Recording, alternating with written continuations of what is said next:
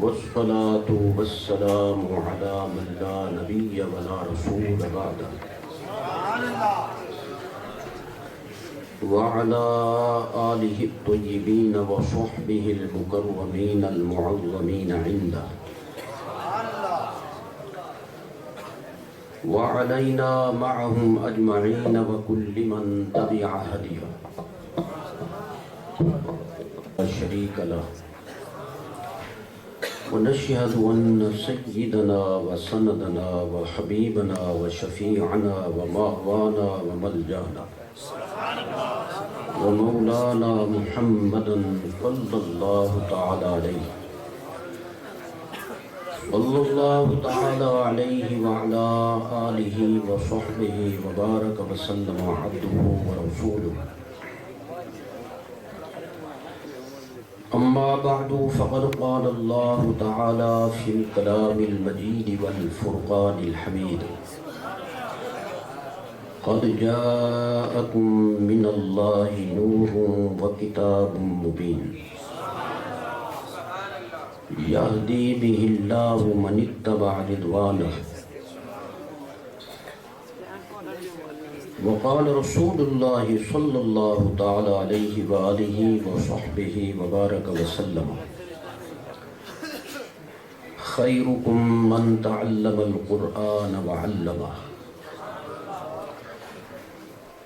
وقال صلى الله تعالى عليه وسلم: إن الله يرفع بهذا الكتاب أقوام ويضع به آخرين. صدق الله العظيم وصدق رسوله النبي الكريم ونحن على ذلك لمن الشاهدين والشاكرين والموقنين والمطمئنين والحمد لله رب العالمين. دوشی پڑھ لیجیے: اللہم صلی وسلم وبارک علی حبیبک وآلہ وصحبہ اجمعین عدد خلقک ورضاء نفسک وزنة عرشک ومداد کلماتک. الصلاة والسلام علیک یا رسول اللہ، الصلاة والسلام علیک یا حبیب اللہ، الصلاة والسلام علیک یا سید المرسلین وعلى آلك وأصحابك يا رحمة للعالمين.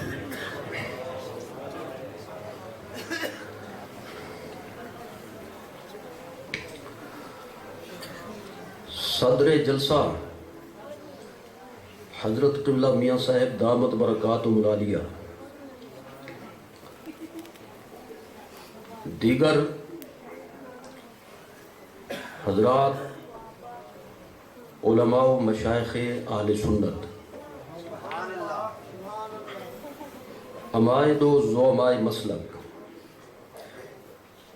سامعین محترم، حاضرین مکرم، برادران مسلک،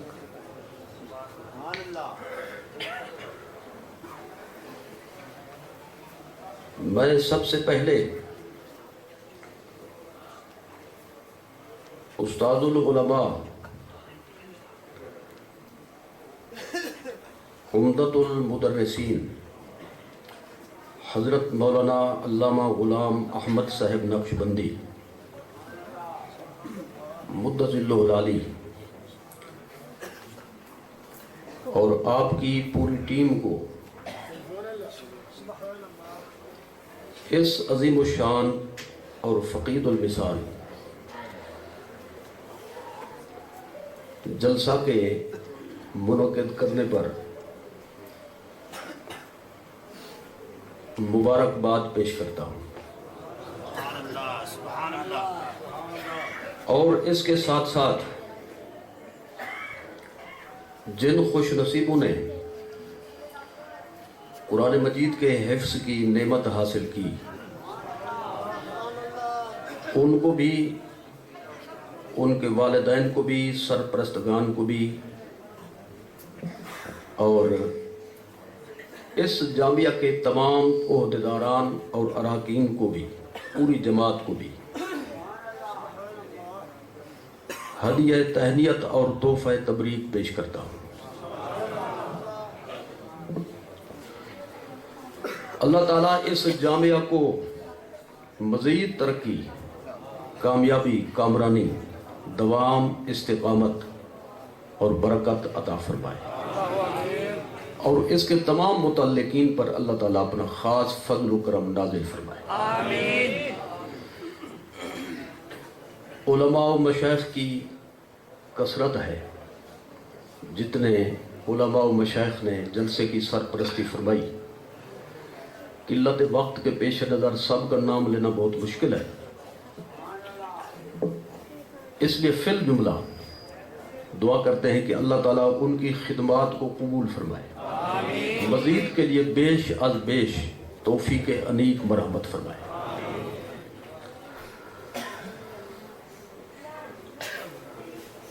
اس موقع کی مناسبت سے جلسے کا عنوان بنتا ہے قرآن اور صاحب قرآن۔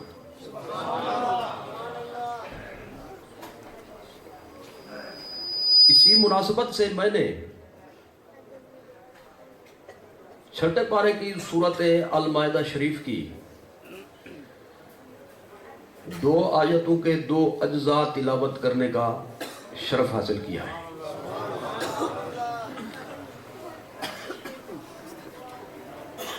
ان الفاظ میں قرآن اور صاحب قرآن کا ذکر جمیل ہے۔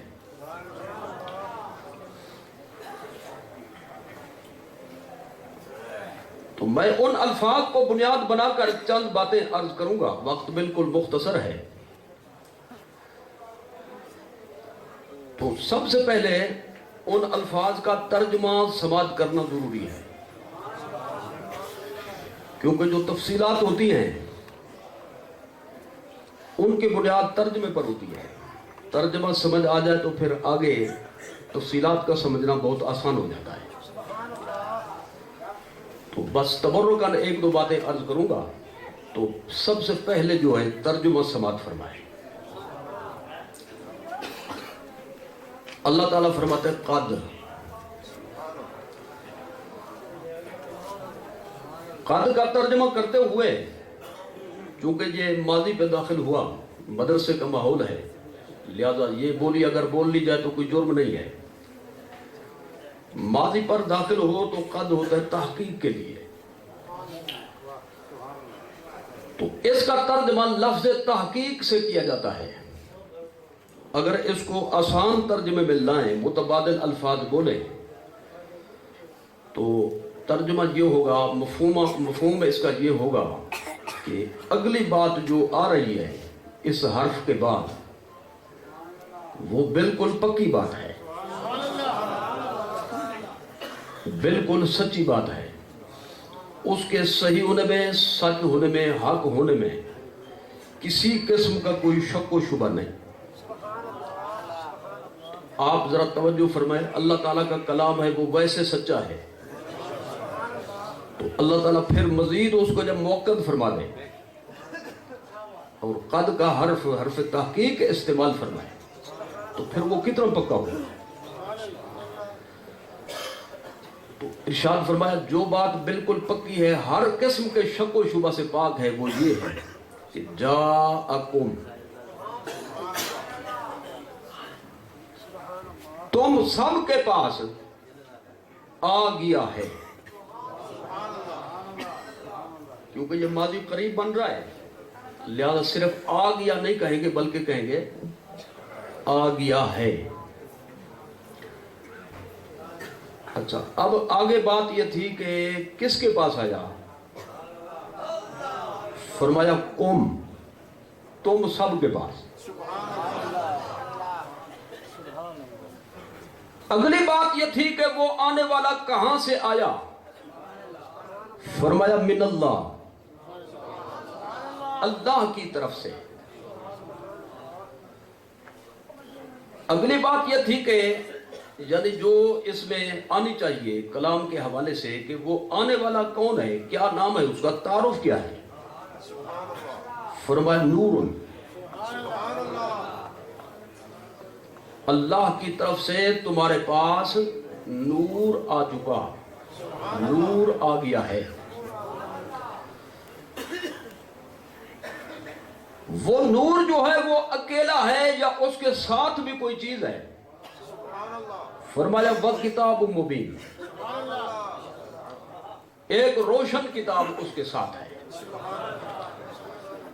تو اب جب ترجمہ آپ حضرات نے سماعت فرما لیا تو اب جو بات ہے نا سمجھنے کی اور کرنے کی، سب سے پہلی بات یہ ہے کہ بھئی یہ دیکھنا ہے کہ اللہ تعالیٰ نے نور کس کو فرمایا اور کتاب مبین کا مصداق کون ہے۔ تو پہلے تو میں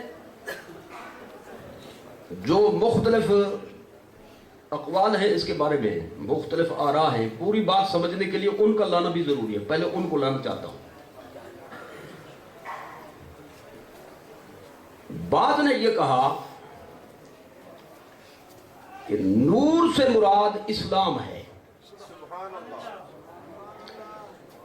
اور کتاب مبین سے مراد قرآن مجید ہے۔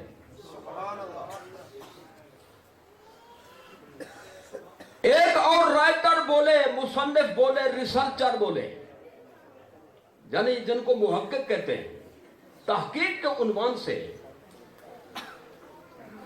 کہ نور سے مراد قرآن ہے اور کتاب مبین سے مراد بھی قرآن ہے۔ کتنے قول ہو گئے؟ یہ کتنی آراء ہو گئی؟ دو۔ نور سے مراد اسلام اور کتاب مبین سے مراد قرآن مجید۔ اور دوسرا قول یہ آ گیا کہ نور سے مراد بھی قرآن ہے اور کتاب مبین سے مراد بھی قرآن ہے۔ جب ان سے کہا گیا کہ بھائی یہ جو کتاب مبین آگے لکھا ہوا ہے جب اس سے مراد قرآن مجید ہے تو پھر یہ نور تو کوئی اور ہونا چاہیے۔ کہنے لگے یہ ہے عطف تفسیری، عطف تفسیری، مغایرت والا نہیں جو معطوف علیہ اور معطوف کے درمیان فرق کو بیان کرے، بلکہ بعض اوقات واو آتی ہے تفسیر کرنے کے لیے، ایک چیز کے دو دو نام ہوتے ہیں۔ ان کی طرف سے مثال میں پیش کر دیتا ہوں قرآن مجید سے۔ تلک آیات الکتاب و قرآن مبین، یہ دوسری آیت کریمہ ہے، تلک آیات الکتاب و قرآن مبین، اور اس طرف سے بھی ہے تلک آیات القرآن و کتاب مبین۔ اب جو قرآن ہے وہ کتاب مبین ہے اور جو کتاب مبین ہے وہ قرآن ہے۔ اس کو یوں سمجھے کہ ایک اور جگہ پہ اللہ نے ارشاد فرمایا وَإِذْ آتَيْنَا مُوسَى الْكِتَابَ وَالْفُرْقَانَ، موسیٰ الکتاب والفرقان، ہم نے موسیٰ علیہ السلام کو کتاب دی اور فرقان دیا، مراد ہے تورات شریف۔ تو کتاب بھی تورات کو کہا گیا اور فرقان بھی تورات کو کہا گیا۔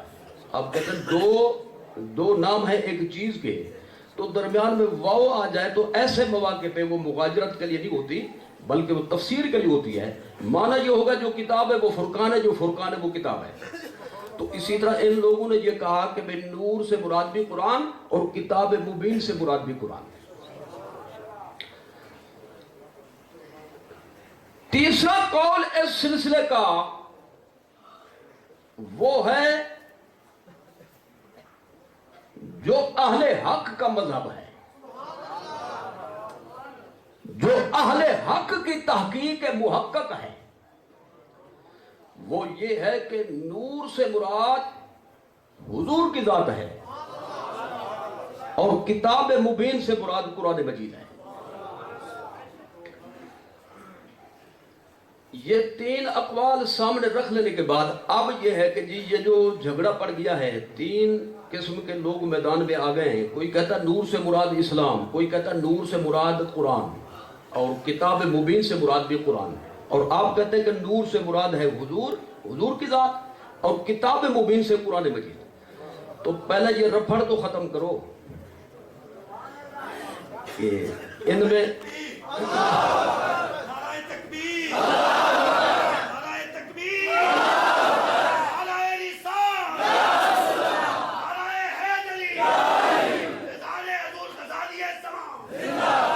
تو آئیے سب سے پہلے ہم اس بات کا فیصلہ کر لیتے ہیں کہ ان تینوں اقوال میں سے راجح قول کون سا ہے۔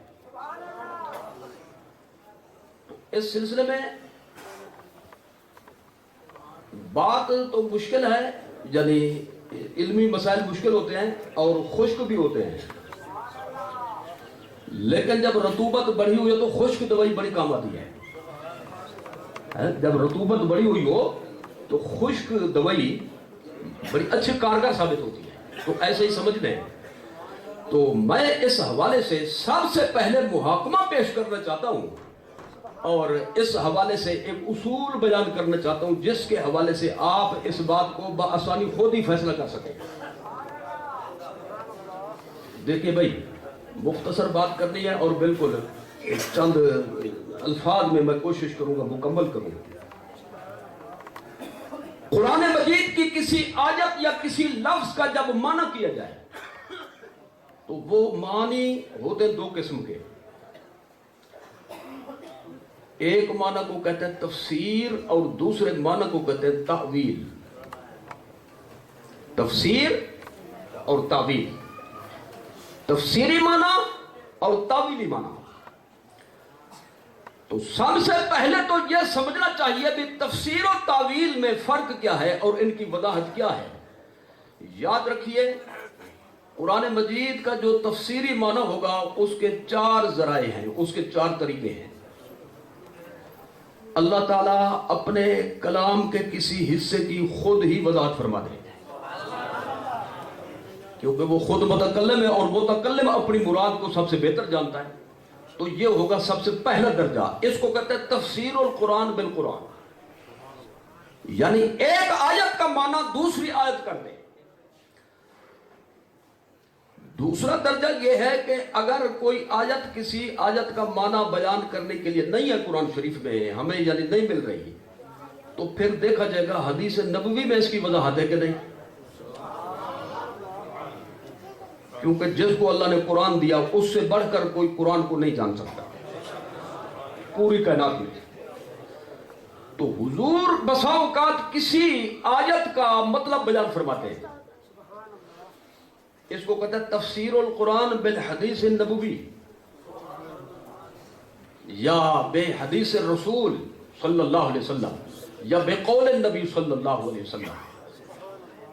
تیسرا درجہ یہ ہوتا ہے کہ کسی آیت کا معنی آیت میں نہیں ملتا، حدیث نبوی میں نہیں ملتا، حضور کے کسی صحابی سے منقول ہو، اور صحابی جو معنی کرے گا وہ نبی سے سیکھ کر بیان کرے گا۔ تو لہذا صحابی کی تفسیر ایسے ہے گویا کہ حضور خود بیان فرما رہے ہیں صلی اللہ تعالی علیہ وسلم۔ یہ ہو گئے تین درجے۔ چوتھا اور آخری درجہ یہ ہے، قرآن سے قرآن کا معنی نہ ملے، حدیث نبوی سے نہ ملے، کسی صحابی کا قول نہ ہو، کسی تابعی کا قول ملتا ہو۔ اب اگر میں ان کی مثالیں بیان کرنا شروع کر دوں تو اس پہ ٹائم لگے گا، خلاصہ آپ حضرات نے یہ سماعت فرما لیا۔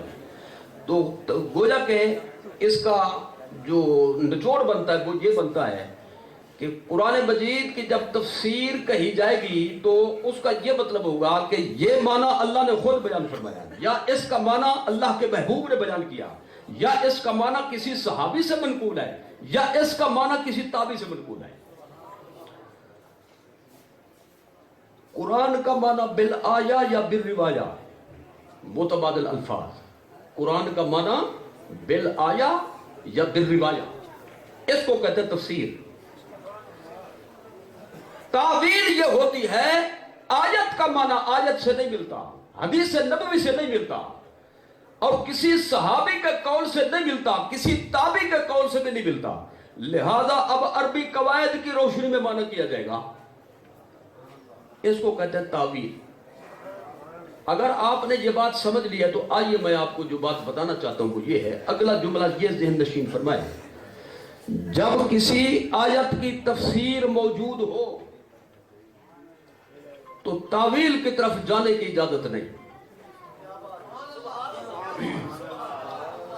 جب کسی آیت کی تفسیر موجود ہو تو تعویل کی طرف جانے کی اجازت نہیں، کیونکہ تفسیر ہوگی اللہ کی مراد، جی، جس کو اللہ نے خود بیان فرمایا، یا حضور نے بیان فرمایا، یا صحابی یا تابعی نے بیان فرمایا، اور تعویل کا مطلب یہ ہے ہو سکتا ہے اللہ کی مراد ہو، وہاں شک والی بات آ جاتی ہے، جی۔ تو اس لیے جب تفسیر ثابت ہو تو تعویل کی طرف جانے کی اجازت ہے۔ اب اس بات کو اگر سمجھ گئے آپ تو آئیے اس کا خلاصہ نکالتے جو میں بات آپ تک پہنچانا چاہتا ہوں. یہ جو کہا گیا کہ نور سے مراد اسلام ہے، نور سے مراد قرآن ہے، اور تیسرا قول کہ نور سے مراد حضور کی ذات ہے، سب سے پہلے یہ دیکھنا پڑے گا کہ ان میں تفسیر کون سی ہے، تعویل کون سی ہے. اور میں نے آپ کو بتا دیا کہ تفسیر کو ہوتے ہوئے تعویل کی طرف جانے کی اجازت نہیں. تو میں کہتا ہوں نور سے مراد اسلام لینا یہ تعویل ہے، اور نور سے مراد قرآن لینا یہ بھی تعویل ہے، لیکن نور سے مراد حضور کی ذات ہو یہ تفسیر ہے.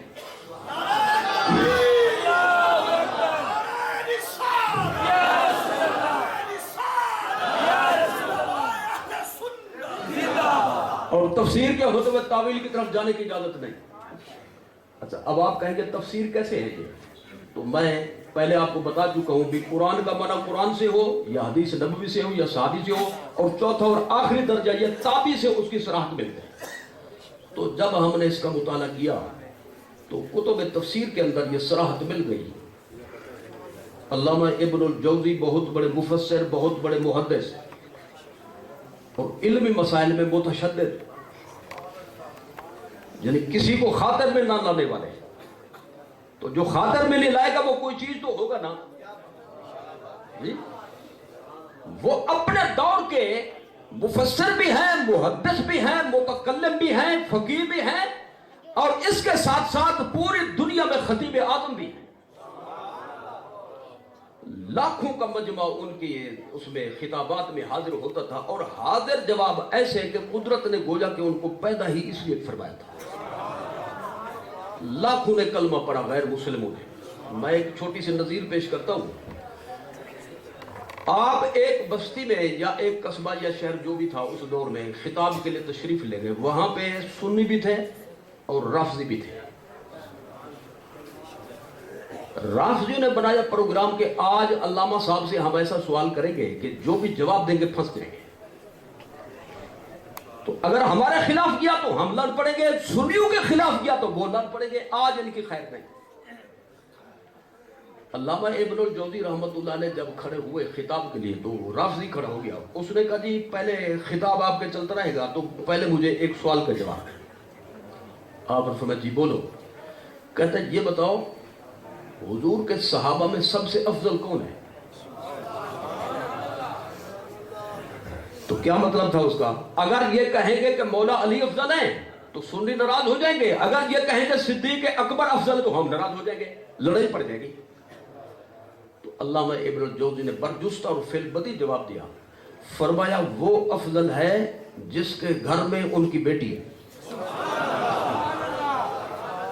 جن کی بیٹی اس کے گھر میں، جن کی بیٹی. وہ کہنے لگا بڑی آفت ہو گئی جی، دونوں طرفیں بچا گئے جی. صدیق اکبر کی بیٹی حضور کے گھر میں اور سرکار کی بیٹی مولا علی کے گھر میں. تو علامہ ابن الجوزی وقت کے یعنی مسلم علماء میں سے اور متشدد بھی ہے یعنی اس کے مسئلے میں مسائل کے اندر. تو انہوں نے ایک کتاب لکھی جس کا نام ہے زاد المسیر. یہ قرآن مجید کی تفسیر ہے ان کی لکھی ہوئی اور بہت ضخیم اور مبسوط ہے. اس میں آپ یہ روایت نقل فرماتے ہیں قال قتادۃ اراد بالنور محمدا صلی اللہ علیہ وسلم. قتادہ مفسر نے فرمایا جو تابعی ہیں، جو صحابہ کے شاگرد ہیں، انہوں نے فرمایا کہ اس آیت میں اللہ تعالیٰ نے نور بول کر جس کو مراد لیا ہے وہ ہمارے آقا کی ذات پاک ہے. اب آئیے میں آپ کے سامنے خلاصہ رکھنا چاہتا ہوں. اسلام سے نور سے مراد اسلام ہو، دوسری آیت میں نہیں، حدیث نبوی میں نہیں، کسی صحابی کے قول میں نہیں، کسی تابعی کا ارشاد نہیں. اسی طرح نور سے مراد قرآن ہو، یہ بھی تفسیر کے چاروں درجات میں سے کسی درجے سے ثابت نہیں. لیکن نور سے مراد حضور کی ذات ہو، یہ تفسیر کے چوتھے درجے سے ثابت ہے. لہذا نور سے مراد اسلام اور قرآن ہو یہ ہے تعویل، اور نور سے مراد حضور کی ذات ہو یہ ہے تفسیر، اور جب تفسیر ثابت ہو تعویل کی طرف جانے کی اجازت نہیں ہوتی۔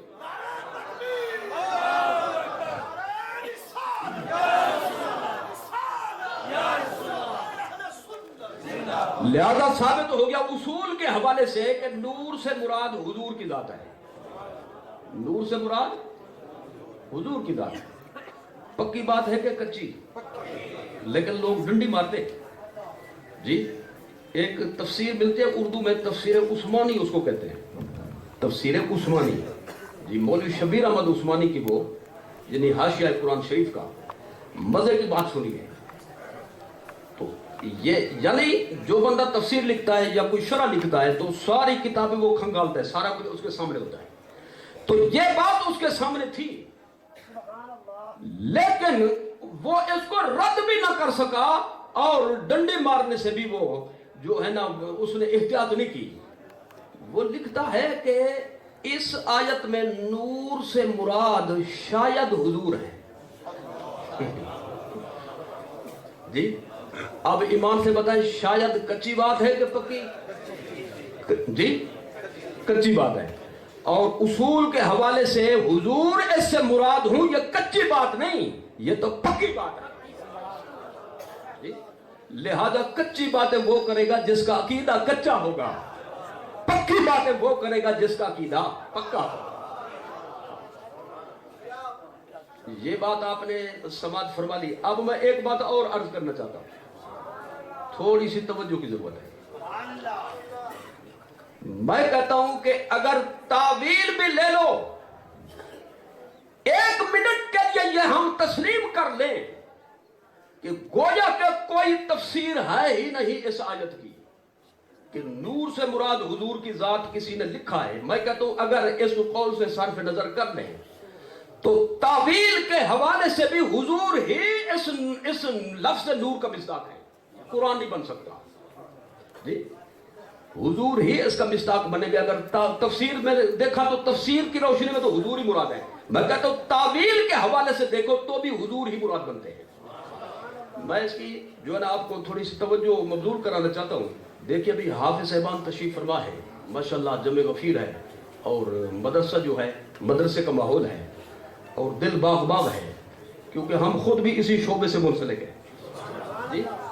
تو اب اس میں یہ عرض کرنا چاہتا ہوں، حافظ صاحبان ذرا تھوڑی سی ہمت کریں، نیند سے کہیں تھوڑی سی معذرت ہے، ہم نے کوئی بات سننی ہے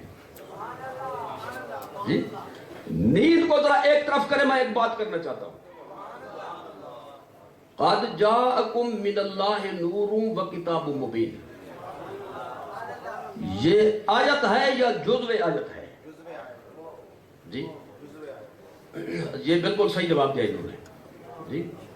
جاگ بھی رہے تھے جی، اور لگتا ہے کہ بھئی منزل کو پھیرا بھی دیا ہوا ہے، رمضان شریف جو آ گیا ہے جی، اور جنہوں نے جو خاموشی اختیار کر گئے لگتا ہے کہ ابھی انہوں نے پھیرا دینا شروع نہیں کیا جی۔ تو خیر انہوں نے جو بتایا بالکل صحیح بتایا، آیت کا یہ جز ہے، آیت نہیں۔ آیت قد جاءکم من اللہ سے شروع نہیں ہوتی، بلکہ آیت جہاں سے شروع ہوتی ہے اس کے کچھ اور الفاظ ہیں۔ آیت کہاں سے شروع ہوتی ہے؟ یا اہل الکتاب قد جاءکم رسولنا یبین لکم کثیرا مما کنتم تخفون من الکتاب ویعفو عن کثیر۔ پیچھے کس کا ذکر ہے؟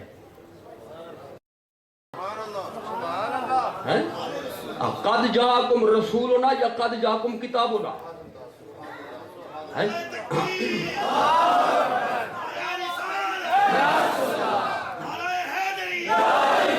میں کہوں کہ مولانا غلام احمد صاحب کا مجھے فون آیا اور انہوں نے کہا، تو انہوں نے کہا کون مراد ہے؟ ضمیر کا مرجع کون ہے؟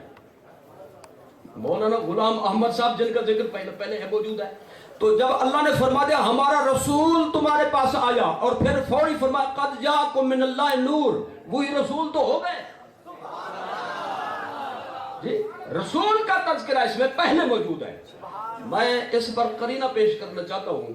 دیکھیے بھئی اللہ تعالیٰ نے یوں نہیں فرمایا کہ وَقَدْ جَاءَكُم مِّنَ اللَّهِ نُورٌ، واو نہیں ہے اس پہ، پیچھے تک قَدْ جَاءَكُم رَسُولُنَا، جی اسی کے بدل کے طور پہ فرمایا یا اس کی تفصیل کے طور پہ فرمایا قَدْ جَاءَكُم مِّنَ اللَّهِ نُورٌ، کیا سمجھو تم میرا رسول کیا ہے؟ وہ تو نور ہے۔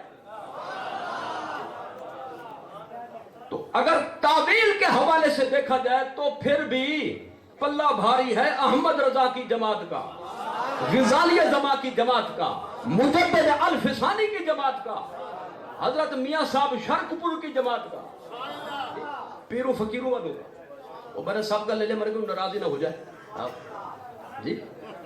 تو اب ذرا توجہ فرمائیں، سیاق و سباق اس بات کا قرینہ ہے کہ پیچھے چونکہ حضور کا ذکر ہو رہا ہے لہذا آگے بھی کس کا ذکر ہے؟ حضور ہی کا ذکر ہے۔ میں ایک بات اور عرض کرنا چاہتا ہوں، اللہ تعالیٰ نے جاءکم کے الفاظ استعمال فرمائے اور نورن جو ہے وہ اس کا فاعل ہے، جا کا، آنے کا کام کس نے کیا؟ کون آیا؟ وہ ہے نور۔ میں ایک آسان جملے کی طرف آپ کی توجہ مبذول کرانا چاہتا ہوں۔ اگر مان لو اسلام، اگر مان لو قرآن، تو یہ بتائیں کہ اسلام خود چل کر آئے گا یا اس کو کسی لانے والے کی ضرورت ہے؟ اور اگر اس سے مراد لو قرآن، تو قرآن خود چل کر آنے والی چیز نہیں بلکہ اس کو لانے والی کی ضرورت ہے، لہذا نور سے مراد ہے حضور کی ذات جی، کیونکہ حضور ہیں لانے والے اور قرآن ہے حضور کے ساتھ آنے والا۔ حضور ہے لانے والے، اسلام ہے حضور کے ساتھ آنے والا۔ نہ اسلام خود آ سکتا ہے نہ قرآن خود آ سکتا ہے جب تک لانے والا نہ ہو۔ اچھا ایک بات میں مزید عرض کرنا چاہتا ہوں، شاید کہ تیرے دل میں اتر جائے میری بات جی، یہ بڑی اہم بات ہے۔ انہوں نے کہا نا کہ بھئی نور سے مراد بھی قرآن ہے اور کتاب مبین سے مراد بھی قرآن ہے۔ تو پہلے تو میں یہ پوچھنا چاہوں گا، ان سے پوچھو کہ بھی قول کس کا ہے؟ وہ بندہ تو لاؤ جس نے سب سے پہلے یہ معنی کیا، سب سے پہلے یہ معنی کیا۔ ہم نے تو دکھا دیا سب سے پہلے نور سے مراد جس نے حضور کی ذات کو لیا وہ صحابہ کرام کے شاگرد ہیں، حضرت امام قتادہ، وہ تو تابعی، ہم نے تو بتا دیا۔ ذرا تم بھی تو بتاؤ بھی جو کہتا نور ہے، جو کہتا نور سے مراد قرآن ہے، اس سے مراد اسلام ہے، وہ بندہ تو لو جس نے معنی کیا ہو جی۔ اب آئیے ذرا توجہ فرمائیں، نور سے مراد اسلام ہو، میں تو گول گولتے تھک پیا، میرے کو آج تک نہیں ملیا۔ آگے سمجھ میں، یعنی قائل اس کا بالکل نہیں ملا، لہذا یہ بنے گا آواز آندھی ہے، ہمت کرو جی۔ آواز کس نے دی یہ نہ پوچھو جی، آواز آ رہی ہے، بس آواز دینے والا کون ہے اس کا کوئی پتہ نہیں اس کا۔ تو یہ تو ہو گیا جی مجہول، جو ہے ہی مجہول ہم اس پہ تبصرہ کیوں کریں؟ تو لہذا مجہول تفسیر کو وہ لائے گا جو ابن المجہول ہو۔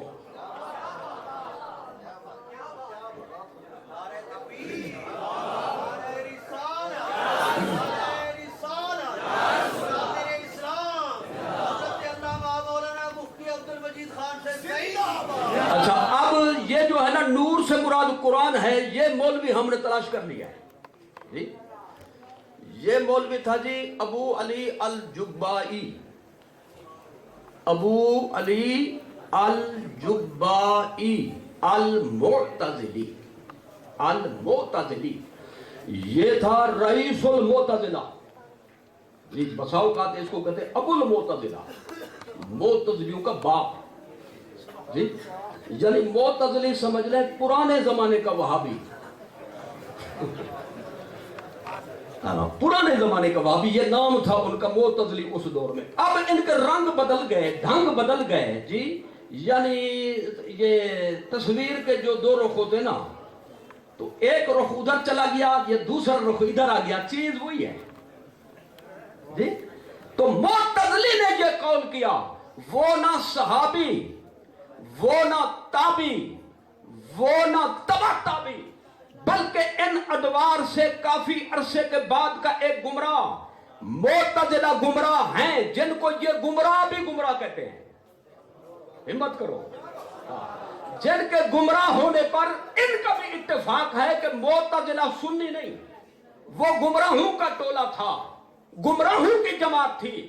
تو یہ سب سے پہلے ابو علی جبائی معتزلی نے یہ معنی کیا کہ نور سے مراد بھی قرآن اور کتاب مبین سے بھی قرآن، اس سے مراد بھی قرآن۔ جی یہ تو ایسے ہے کہ جیسے کوئی کہہ دے، ہمارے درخواستی صاحب فرماتے ہیں، ہمارے توسوی صاحب فرماتے ہیں کہ نور سے مراد یہاں پہ قرآن ہے، اور تمہارا بابا کہے تو وہ تو دلیل نہیں بنے گا۔ ہم اپنے بزرگوں کو پیش کریں، کہتے ہیں بزرگوں کے قول بھی کوئی حجت ہوتے ہیں، تم اپنے بابوں کو لاؤ، وہ کیسے حجت بن گئے؟ جی تمہارا جو ماخذ ہے وہ ہے گمراہ، اور ہم نے جو معنی بیان کیا وہ ہے صحابہ کا شاگرد۔ مزید توجہ فرمائیے، امام فخر الدین رازی رحمۃ اللہ تعالی علیہ نے یہ قول جب نقل فرمایا تفسیر کبیر میں کہ نور سے مراد قرآن ہے، کتاب مبین سے مراد بھی قرآن ہے، فرمایا ان ھذا القول ضعیف، ان ھذا القول ضعیف، یہ قول ضعیف ہے۔ وہ میرے پترو متا کتاب پڑھو تے بھلو پہ اے بے ایمان دا قول ہے، میں تا نقل کیتے تاکو پتہ ہوئے اے حرام جیسا ٹنگی وچ ہن۔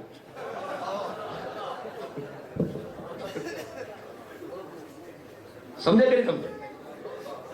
جنہیں معتزلہ ایسی جماعت ہے جس کے لیے سب یہی لفظ استعمال کرتے ہیں، میں نے کوئی زیادتی نہیں کی، توجہ فرمائی آپ نے جی۔ تو اب جو قول ضعیف کو آگے رکھ کر اس کو اپنا عقیدہ بنائے گا، کم از کم یہ ہے کہ اس کا عقیدہ ضعیف ہے۔ ارے تو ضعیف، تیرا عقیدہ ضعیف، سنی کا عقیدہ کل بھی پختہ تھا، آج بھی پختہ ہے، کیونکہ اس نے معنی خود نہیں کیا، یہ تو خیر القرون سے آ رہا ہے۔ ایک مزے کی بات کہے تو اور بھی ہے، علامہ علی قاری رحمۃ اللہ تعالی علیہ جو مفسر بھی ہیں جی، یہ سبحان اللہ، یہ تو گوشہ ان کا چھپا ہوا تھا، اب ان کی تفسیر قرآن چھپ کر آ گئی ہے مارکیٹ میں، میرے پاس ہے، بڑی ضخیم تفسیر ہے جی، اور انتہائی اہم تفسیر ہے، تفسیر علی القاری۔ مفسر بھی ہے، محدث بھی ہے، فقیہ بھی ہے، متکلم بھی ہے، امام اہل سنت بھی ہے، پوری زندگی مکہ شریف میں گزاری، یوں سمجھے کعبہ کے مدرس،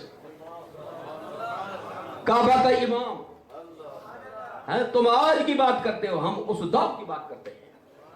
علامہ علی قاری نے جب یہ تفسیر سامنے رکھی، یعنی اس کی تعبیر سامنے رکھی ابو علی جبائی کی، تو آپ نے شرح شفا میں ایک عمدہ بات لکھ دی، فرمایا او ابو علی جبائی سن، کیا کر آپ سن کیوں ہو گئے؟ یعنی ایسے چپ ہو گئے جیسے سن ہو گئے۔ انہوں نے اس کو للکارا، ابو علی جبائی سن، اگر تو کہتا ہے نور سے مراد قرآن ہے اور کتاب مبین سے مراد بھی قرآن ہے، تو ہم بھی منہ میں زبان رکھتے ہیں، پوچھو تو صحیح مدعا کیا ہے؟ فرمایا میں یہ کہوں گا نور سے مراد بھی حضور ہیں اور کتاب مبین سے مراد بھی حضور ہیں۔ ایسے تو ایسے صحیح۔ انہوں نے فرمایا تیرے پاس دلیل نہیں، میرے پاس دلیل ہے جی۔ کتاب زیادہ سے زیادہ یہ کہو بھی کتاب مبین جو حضور کو کہو گے تو اس کا معنی کیسے کرو گے؟ وہ فرمایا کتاب ہوتی ہے جس میں احکام ہوں، جس میں مسائل ہوں، جس کے اندر علوم ہوں جی، جس کے اندر فنون ہو، اور جتنے علوم احکام ہیں حضور کے سینے سے تو نکلے ہیں، لہذا حضور نور بھی ہیں اور کتاب مبین بھی ہے۔ یہ بات میں نے مختصر بات کی اس حوالے سے، اور ایک بات میں مزید عرض کرنا چاہتا ہوں۔ ایک بندہ کہنے لگا کہ بھئی اچھا یہ بات پکی ہوگی حضور نور ہے،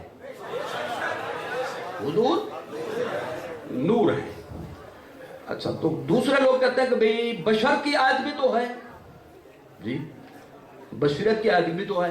میں کہتا ہوں ہم دونوں آنکھوں سے دیکھنے کے قائل ہیں،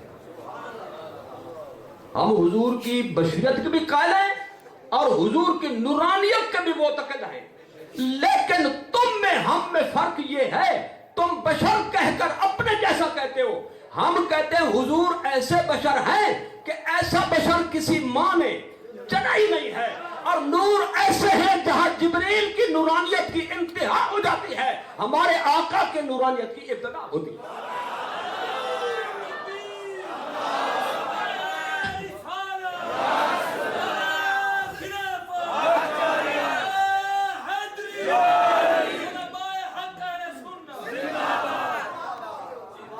اچھا، جب یہ لگا نا صدمہ جی حوالے کا اور اس حوالے کہنے لگے ہم بھی نور مانتے ہیں، حضور کو کیا کرتے ہیں؟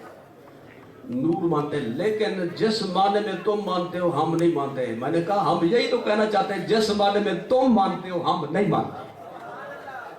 تم کرتے ہو، یہ میں ایک ایمان افروز بات کرتا ہوں، اعلیٰ حضرت فرماتے ہیں الدولۃ مکیہ شریف میں ہم بھی حضور کا بعض علم مانتے ہیں اور یہ بھی بعض کی بات کرتے ہیں جی، لیکن ہمارا بعض ہے اللہ کے مقابلے میں جب کہا جائے گا تو اس کو بعض کہا جائے گا، کمی والا بعض نہیں جی، قلت والا بعض نہیں، بلکہ اللہ تعالیٰ کے علم کے سامنے جب بات ہوگی وہ ہے لامتناہی، اور حضور کا علم ہے متناہی۔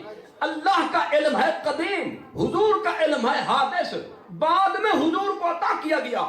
اللہ کا علم ہے خالق کی حیثیت سے اور حضور کا علم ہے مخلوق کی حیثیت سے۔ ہمارے بعض کی یہ تفسیر بنتی ہے، لیکن اس بعض کے اندر ماضی بھی شامل، حال بھی شامل، مستقبل بھی شامل، جمیع ما کان و ما یکون، تمام کا تمام اس میں آ گیا۔ اور تمہارا بعض ایسا ہے، فرمایا اس کو ہم بعض نہیں کہیں گے، ہم کہیں گے یہ بغض ہے۔ لفظ بعض یہ بغض بنے گا، کیا بنے گا؟ بغض بنے گا۔ تم تو کہتے ہو قدم قدم پہ فلاں چیز کا علم نہیں تھا، فلاں کا علم نہیں تھا، فلاں کا علم نہیں تھا، تو میں کہتا ہوں جس معنی میں سنی مانتا ہے یہ نہیں مانتے، چکر دیتے ہیں کہ جی ہم بھی تو حضور کو نور مانتے ہیں صلی اللہ تعالیٰ علیہ وسلم، لیکن حضور نے کفر کو دور کیا، مارکا کہتے ہیں جی، حضور نے فسق و فجور کو دور کیا، کفر کی ظلمت تاریکی کو حضور نے زائل فرمایا، اس معنی میں نور ہے یہ کہتے ہیں۔ اور میں کہتا ہوں اس معنی میں بھی تم نہیں مانتے، اس معنی میں بھی نہیں مانتے۔ وجہ اس کی یہ ہے بھائی، جو کفر اور فسق و فجور کی ظلمت اور تاریکی کو دور کرے، اسے عربی میں متبادل الفاظ کے طور پہ کہیں گے ہادی۔ ہمت کرو، کیا کہیں گے؟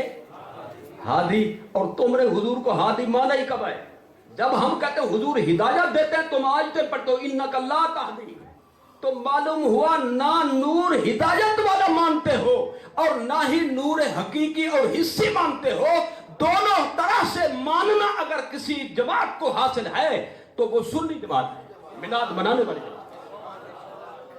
حضور نور حصی بھی ہیں، نور مانوی بھی ہیں جی، نور حقیقی بھی ہیں جی، باطنی بھی ہیں، نور ظاہری بھی ہیں۔ میں اس کو ذرا تھوڑا سا کھول کر بیان کرنا چاہتا ہوں۔ کچھ نور ہوتے ہیں، نور تو ہوتے ہیں لیکن نظر نہیں آتے جی، نور ہوتے ہیں لیکن ان کو محسوس کیا جا سکتا ہے۔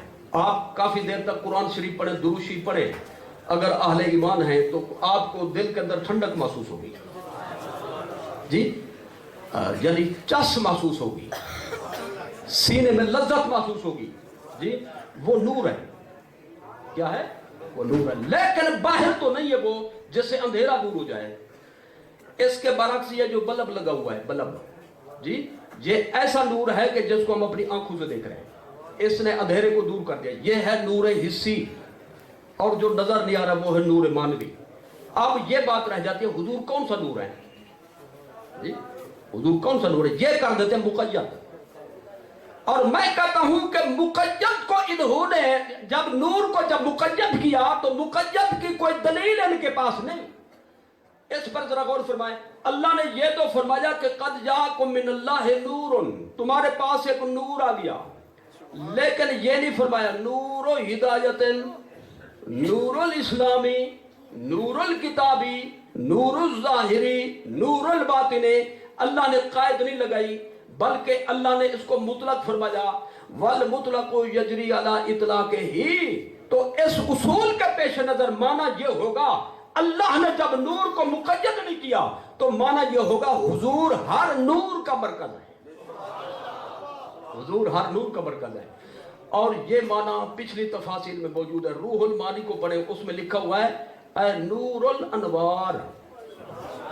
نور کا معنی ہے اے نور الانوار والنبی المختار.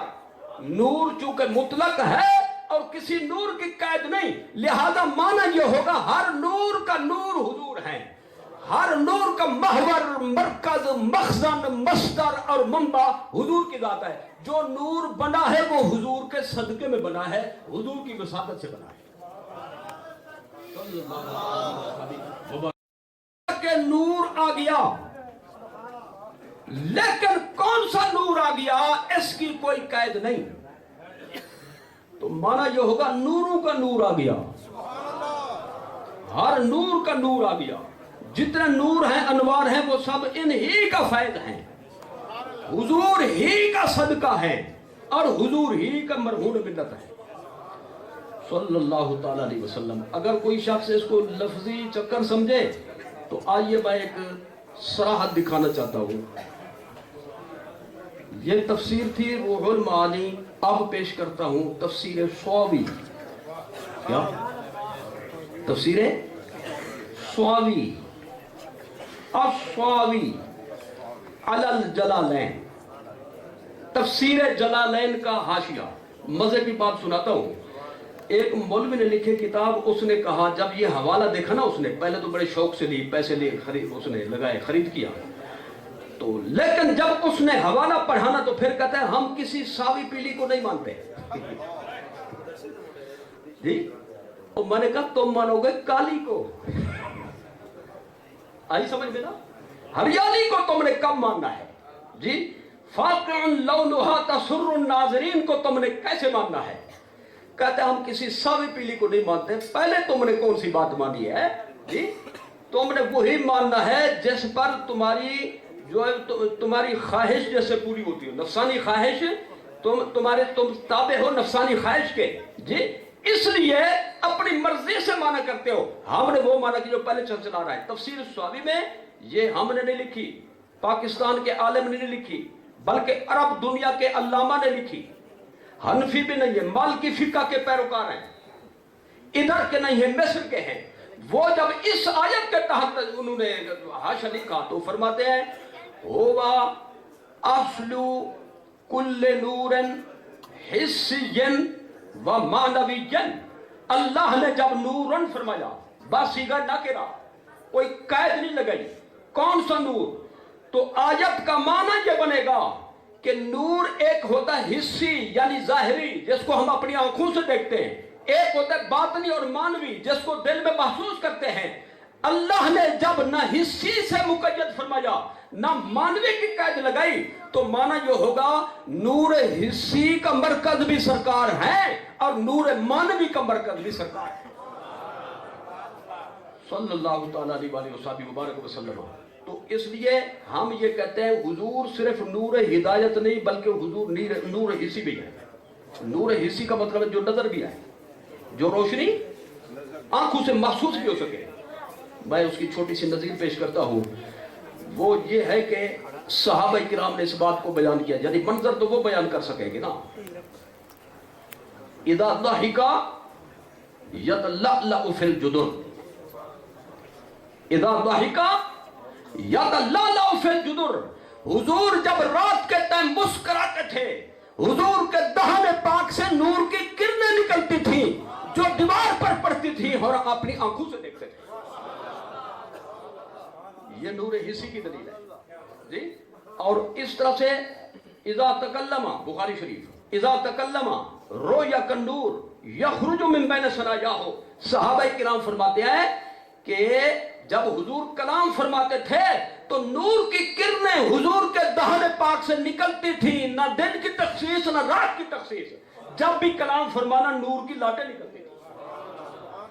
یہ نور حسی کے یعنی کچھ میں نے اشارتاً ایک دو جملے پیش کر دیے. حضور نور مانوی بھی ہیں اور نور حسی بھی ہیں. سب سے بڑی دلیل یہ ہے کہ حضور کے جسم اقدس کا تاریک سایہ نہ تھا. جی شرق پور شریف کا فیض ہے اور یہ حضور امام ربانی کا فیض ہے.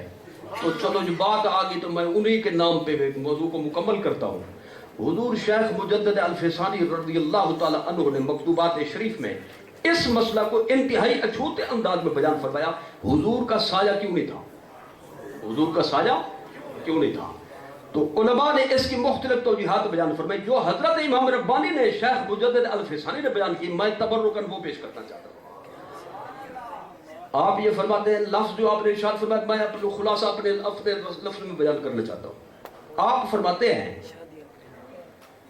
کہ چیز ثقیل ہوتی ہے لیکن اس کا سایہ لطیف ہوتا ہے.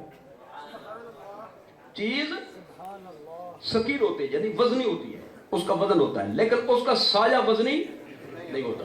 اس کی مثال یوں سمجھیں, یہ دھوپ میں آپ کمرے کے اندر چلے جائیں تو سایہ ہوگا کہ نہیں؟ جی کمرے کے اندر چلے جائیں, باہر دھوپ ہو تو سائے میں آگے کہ نہیں؟ کمرے کے اندر سایہ نہیں ہوگا. وہ بولتے کیوں نہیں ہوگا؟ چھت کا سایہ نہیں ہوگا؟ ہوگا. دھوپ سے بچاؤ کے لیے آپ بیٹھے سائے کے نیچے, چھت کے سائے کے نیچے. تو چھت ہے وزنی لیکن اس کے سائے میں کوئی وزن نہیں. جب سائے میں بیٹھے کوئی وزن اور بوجھ سر پہ محسوس نہیں ہوا, سر میں درد نہیں پڑی. لیکن خدا نہ خواستہ چھت ہی نیچے تشریف لے آئے جی تو پھر تو کچھ محسوس نہیں ہوگا, کچومر نکل جائے گا. خدا نہ خواستہ ایسا ہو جائے, واقعات ہوتے رہتے ہیں. تو حضرت فرماتے ہیں کہ چیز ثقیل ہوتی ہے, اس کا جو سایہ ہوتا ہے وہ لطیف ہوتا ہے. تو فرمایا کہ اگر حضور کا سایہ ہوتا تو وہ حضور سے زیادہ لطیف شمار ہوتا, جبکہ سرکار سے بڑھ کر کوئی لطیف ہے ہی نہیں, لہذا حضور کا سایہ ہے ہی نہیں. تو سرکار کا سایہ نہ ہونا یہ حضور کے نور حصی ہونے کی دلیل ہے. لبیک کا ماشاءاللہ بڑا نعرہ لگ رہا ہے اول سے آخر تک جی, اور بڑے یعنی اہتمام کے ساتھ. میں چلو ایک جملہ اسی کے حوالے سے اسی آیت کی روشنی میں بول دوں. تاجدار ختم نبوت, یہ نعرہ بھی لگ رہا ہے. آئیے میں ان الفاظ کی توجہ کی ضرورت ہے. حضور تشریف لائے جی, اب جب کوئی آنے والا آئے تو اس سے پوچھا جاتا ہے کس کے پاس آئے؟ تو جواب ہے قوم, تم سب کے پاس. اور یہ پوچھا جاتا ہے کہاں سے آئے؟ تو جواب ملا من اللہ,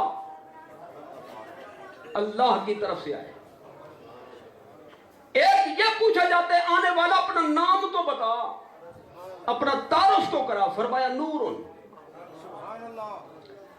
اور ایک یہ ہوتا ہے اکیلے ہو یا کوئی ساتھ ہے آپ کے, تاکہ کوئی انتظام کرنا پڑے بٹھانے کے لیے, قیام کے لیے, تو ہمارے ذہن میں ہو. تو فرمایا میں اکیلا نہیں ہوں بلکہ ایک چیز بھی ساتھ لا جاؤں, وہ ہے کتاب مبین.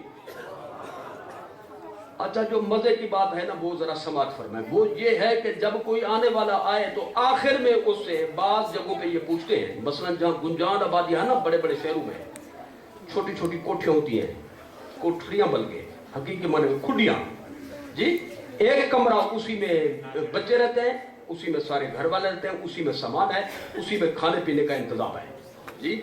کراچی میں ایسی آبادیاں بھی ہیں.